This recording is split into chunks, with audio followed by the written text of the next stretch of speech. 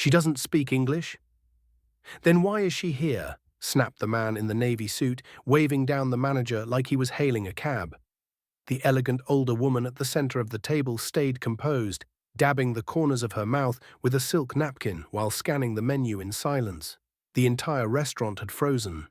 Every eye was now locked on table 7, where 6 high-powered executives sat surrounding one woman who clearly didn't fit their rhythm.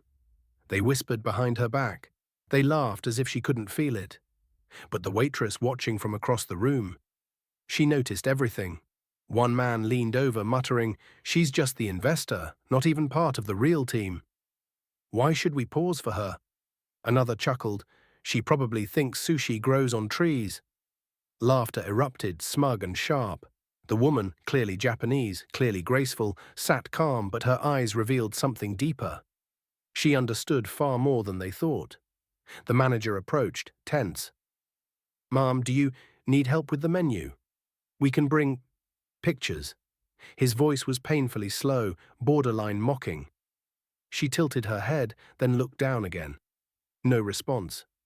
That's when the waitress, Emily, stepped forward, clutching her notepad like a lifeline. She'd overheard enough.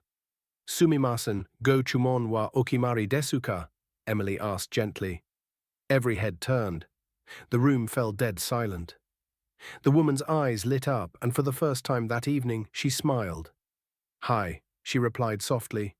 Then came a fluent string of Japanese, confident and clear, her words painting a calm but commanding picture. Emily responded, matching her tone. Orders were placed, gratitude was exchanged. When Emily turned to leave, the entire table stared in stunned silence. The man in the navy suit finally croaked, "You speak Japanese?" Emily just nodded, majored in it.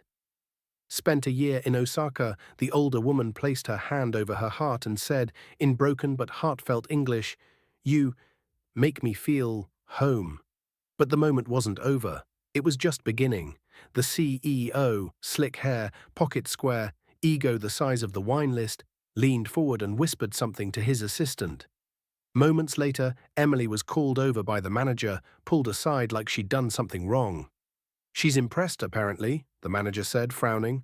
"Wants you to join them for the rest of the evening, to translate." Emily blinked. "I still have 3 tables." She insisted. Back at the table, Emily stood beside the woman as they resumed the meeting. But something had shifted. The suits who once smirked now sat straighter. The Japanese woman's calm voice guided the room, and Emily translated each word with precision and grace. Then came the twist. The CEO leaned in and said, "Please ask her when she plans to finalize the investment." "We have 3 other firms interested," Emily translated. The woman's face changed. She spoke just 5 words in Japanese. Emily hesitated. She said, "She already has." The room stiffened. "She says she made her decision 10 minutes ago, when none of you bothered to try speaking to her or even treat her with basic respect." The CEO's face drained of color. "Ask her if that means," Emily interrupted, her voice unwavering. "She says the deal is off." Gasps erupted. One exec actually dropped his fork. "She came to see who she'd be trusting millions with," Emily continued, "and now she knows." But before anyone could protest, the woman stood, placing her hand gently on Emily's shoulder. Then, to everyone's shock, she bowed. "Watashi no nakama," she said warmly. "My ally," Emily translated, choking up. The millionaire turned and walked out with regal grace, leaving 6 stunned executives in her wake, and one waitress who'd just changed everything.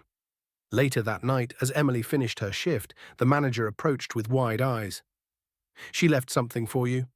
It was a handwritten note, tucked inside an embossed envelope. It read, "When I return to open my company's US branch, I hope you'll consider joining me. People like you, who listen, who see, are rare, and exactly who I trust." Inside was a business card. Black, gold foil, and her name, CEO, Mizuki Global Holdings. Emily sat down on a bench out back, tears sliding down her cheeks.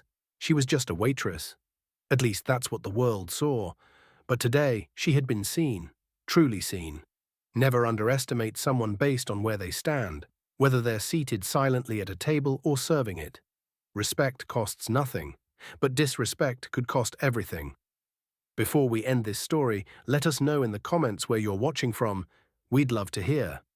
If this story touched you, don't forget to like the video, subscribe to the channel, and let us know how you feel in the comments.